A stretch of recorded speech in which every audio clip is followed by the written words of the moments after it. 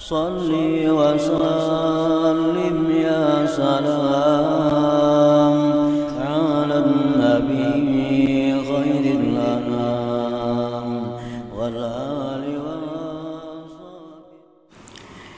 Bismillahirrahmanirrahim.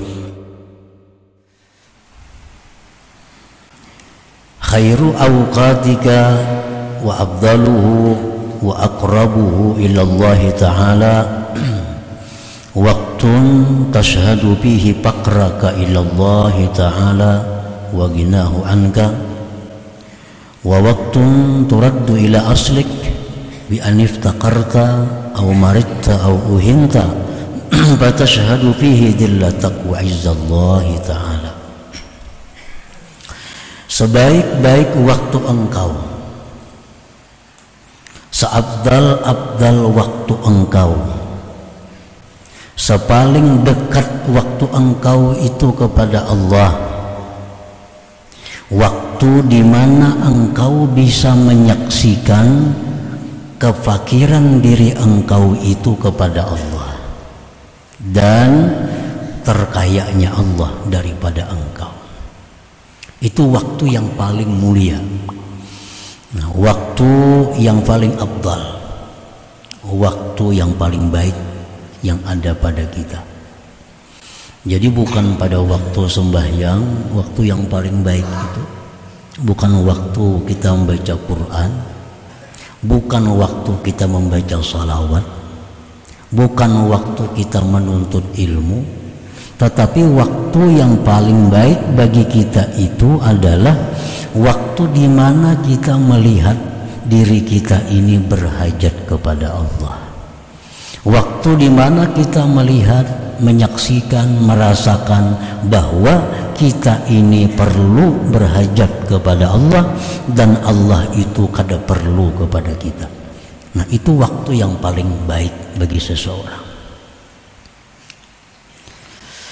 Nah, para muhibbin rahimakumullah, dan waktu di mana engkau dikembalikan kepada asal engkau dengan bahwa engkau menjadi fakir yang dulunya kaya, au marita atau engkau sakit yang dulunya sihat, au uhinta atau engkau dihinakan dulunya dimuliakan. Maka engkau menyaksikan pada waktu itu kehinaan engkau dan kemuliaan Allah subhanahu wa ta'ala. Nah, jadi ini waktu yang paling dekat kita kepada Allah, waktu itu. Para muhibbin rahimakumullah. Jadi di sini ada dua. Ada orang yang dengan senang hati, tanpa disuruh, tanpa dipaksa, tetapi dia merasa bahwa dirinya itu adalah hina. Tanpa dipaksa, tanpa disuruh, dia merasa dirinya itu sangat berhajat kepada Allah. Walaupun orangnya kaya, kada jadi soal. Orangnya sihat, kada jadi soal. Orangnya dimuliakan orang, kada jadi soal.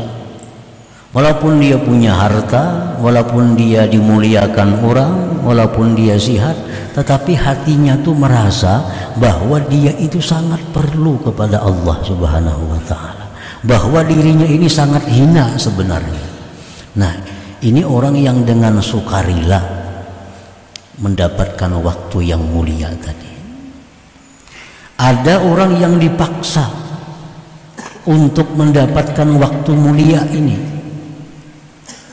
Nah, orang ini kaya. Nah, waktu dia kaya, dia kadang merasakan dirinya itu berhajat. Allah sayang dengan hambanya ini. Allah paksa. Lalu dia difakirkan oleh Allah. Dengan difakirkan itu, lalu dia sadar bahwa dia hina, bahwa dia fakir kepada Allah. Nah, ini orang terpaksa. Waktu dia sihat, dia lupa kepada Allah. Waktu dia sihat, dia merasa kada perlu pertolongan Allah. Allah sayang dengan hamba ini, disakitkan oleh Allah. Begitu dia sakit, sadar, oh ternyata aku perlu perlindungan Allah, ternyata aku perlu anugerah Allah. Ada orang yang begitu dia dimuliakan, dihormati, dia lupa kepada Allah. Dia lupa kepada asal jati dirinya sebenarnya adalah yang hina. Nah, Allah sayang kepada dia, Allah hinakan orang ini. Maka dia jadi terhina di tengah-tengah manusia. Lalu dia sadar, oh ternyata aku sangat hina. Ternyata aku ini sangat butuh kepada Allah. Nah, ini orang yang secara terpaksa untuk kembali kepada asalnya. Nah, para muhibbin rahimakumullah. Jadi Allah Subhanahu wa ta'ala ada dua jenis mempunyai kekasihnya. Ada kekasih Allah yang dengan senang hatinya, dengan rela hatinya mengakui kefakirannya kepada Allah. Ada hamba Allah yang dengan sukarela dia mengakui kehinaan jati dirinya. Nah, ini kekasih Allah yang nomor satu. Ada kekasih Allah yang dipaksa oleh Allah jadi kekasih. Nah, iya macam tadi, waktu dia kaya, dia kada sadar bahwa dia itu sebenarnya adalah fakir, tetapi dikayakan oleh Allah. Waktu dia sihat, dia kada sadar bahwa dia itu sakit kalau tidak disihatkan oleh Allah. Waktu dia mulia, dia kada sadar sebenarnya dia hina kalau tidak dimuliakan Allah. Nah, ini orang dipaksa oleh Allah untuk jadi kekasih Allah. Nah, para muhibbin rahimakumullah, tinggal kita yang memilih hendak jadi terpaksakah atau jadi yang sukarela. Kalau kita hendak jadi sukarela, jadi kekasih Allah, nah sebelum Allah mengembalikan kita kepada asal kita, kita sadar. Nah, kita sadar, jangan sampai ditarik Tuhan harta hanya sadar, jangan sampai. Jangan sampai ditarik Tuhan kesehatan hanya sadar, jangan. Jangan sampai ditarik Tuhan kemuliaan hanya sadar, jangan. Tapi di waktu kita kaya, di waktu sihat, di waktu mulia, kita sadar jati diri kita adalah sebenarnya hina, sebenarnya adalah perlu kepada Allah Subhanahu wa ta'ala. Nah, para muhibbin rahimakumullah, jadi itulah waktu yang paling dekat diri kita kepada Allah pada waktu itu. Waktu kita ini merasakan jati diri kita sebenarnya adalah kita ini orang yang lemah, orang yang hina, orang yang miskin, orang yang sakit.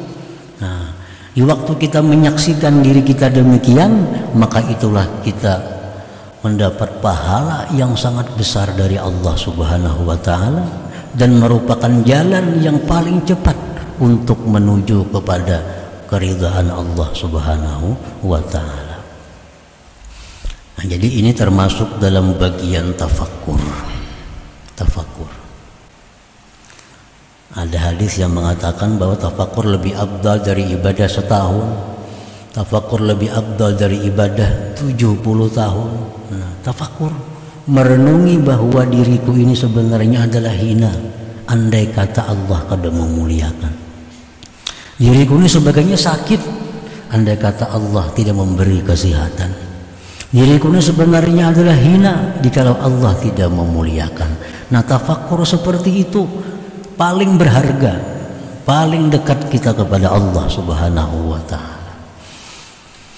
Nah, para muhibbin rahimakumullah, jadi waktu yang paling afdal itu bukan waktu sembahyang, bukan waktu sujud, bukan waktu salawat, kada. Ternyata waktu yang paling afdal waktu kita menyadari yang demikian itu. Wa inna ma yakunu dzalik khaira waqtik wa afdalahu wa aqrabahu ila Allah li'annaka fi dzalikal waqti tasta'iddu likabuli nafahati rahmatillah wa madalihi wa hidayatihi wa taufiqihi wa aunihi. Kenapa? Sebabnya waktu yang demikian tadi merupakan waktu yang paling baik. Kenapa? Sebabnya waktu yang demikian tadi waktu yang paling afdal. Kenapa waktu yang demikian tadi waktu yang paling mendekatkan kita kepada Allah? Kenapa sebabnya? Nah, karena engkau pada itu waktu engkau siap, engkau mungkin, engkau ada harapan untuk menerima rahmat Allah, pertolongan Allah, hidayah taufik Allah subhanahu wa ta'ala. Nah, itu sebabnya pada waktu kita merasakan bahwa diri kita ini hina, pada waktu kita merasakan bahwa diri kita ini miskin, nah di saat itu kita sebenarnya telah menerima rahmat Allah yang besar. Pada saat itu kita menerima pertolongan Allah yang sangat besar. Pada saat itu yang tidak didapatkan dalam waktu yang lain-lain. Nah, itu sebabnya kan ibadah yang dituju samuan rahmat Allah. Orang beribadah itu apa tujuannya? Supaya dapat rahmat Allah. Makin banyak rahmat yang didapat, maka ibadah itu makin mulia. Makin banyak rahmat yang didapat, maka ibadah itu makin afdal. Nah, di mana rahmat yang paling banyak tercurah kepada kita? Waktu kita merasakan bahwa diri kita ini ternyata hina, kada berdaya, jikalau tidak ditolong oleh Allah subhanahu wa ta'ala. Nah, di saat itu nang rahmat itu kata-kata karan lagi datang kepada kita.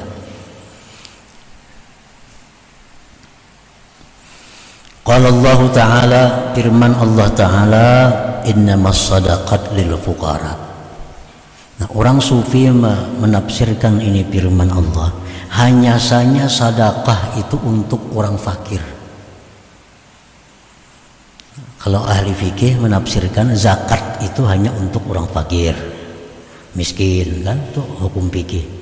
Tapi kalau orang sufi menafsirkan bahwa sedekah itu hanya untuk fukara, artinya apa? Bahwa pertolongan Allah, rahmat Allah itu diberikan Allah kepada orang-orang yang merasakan dirinya perlu kepada Allah. Nah, rahmat Allah, berkat Allah, pertolongan Allah itu hanya Allah berikan kepada orang-orang yang merasa dirinya itu membutuhkan Allah. Itu letaknya rahmat Allah. Jadi di waktu kita ini merasakan lemahnya diri kita, disitulah Allah akan memberikan kekuatan kepada kita. Di waktu kita merasa diri kita ini fakir, Allah akan memberikan kekayaan kepada kita. Innamas sadaqat lil fuqara. Wa qala ta'ala, wa laqad nasarakumullahu bi badri wa antum adillah. Firman Allah, sungguh Allah telah menolong kalian di waktu perang Badar, padahal kamu waktu itu hina. Perang Badar 17 Ramadan, jumlah umat Islam 313 orang, pasukannya 313, unta cuma ada 70, kuda hanya ada 2 kuda. Nah, ini satu pasukan yang lemah. Yang dihadapi siapa? Kufar Quraisy, kafir-kafir Quraisy yang membawa pasukan 1000 tentara, 100 kuda, 700 unta. Itu yang di samping itu orang-orang Quraisy ini tokoh-tokoh mereka yang ikut di Badar. Abu Jahal ada di situ, kumpulan yang kuat-kuatnya. Tetapi Allah memberikan pertolongan kepada kaum muslimin di perang Badar itu. Kenapa sebabnya Allah beri pertolongan? Karena 313 ini begitu melihat musuh kuat, mereka merasa hina. Mereka merasa hina. Tidak ada jalan lain kalau tidak ada pertolongan Allah yang mereka harapkan. Nah, di saat mereka 313 ini merasa dirinya hina, merasa dirinya ini lemah, disitulah Allah menurunkan pertolongan kepada pasukan Badar. Akhirnya apa? 1000 orang kafir pucang kacir bukahan. Yang kada sedikit nang mati tokoh-tokoh Quraisy pada waktu perang Badar, Abu Lahab, Abu Jahal diantaranya. Abu Jahal diantaranya. Nah, ini contoh bahwa Allah memberikan pertolongan di saat kita merasa diri kita hina. Allah memberikan kita pertolongan saat merasa diri kita ini lemah, kada berdaya, kalau tidak ada pertolongan Allah Subhanahu wa ta'ala.